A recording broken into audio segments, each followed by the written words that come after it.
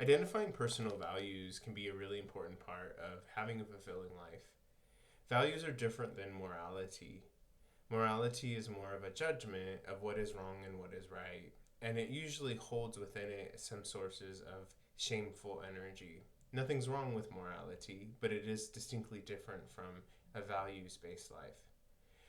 Values based life is identifying your own personal values, and this has nothing to do with other people, like what other people should do. Some potential values can be things like you value adventure or freedom or beauty or self care, or you value honesty, or you value creativity, expression, those kind of things. Now, what you do to create a values based life is you first identify which ones are yours. Because the cool thing with a values based life is if you do it right, you want to live that life. It's not like I have to, or you feel bad if you don't.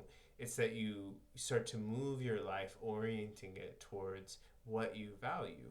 And you can do this very practically on a daily basis. So, for example, let's say I value freedom.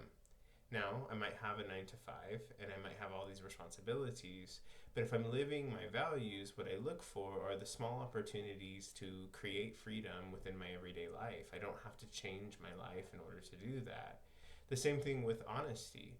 If I value honesty, which I actually do, what I would do is throughout my work day and throughout my interactions with others, I just identify how can I incorporate more honesty in my interactions. Oftentimes I'll say small things that just aren't true, and then I make sure I address that.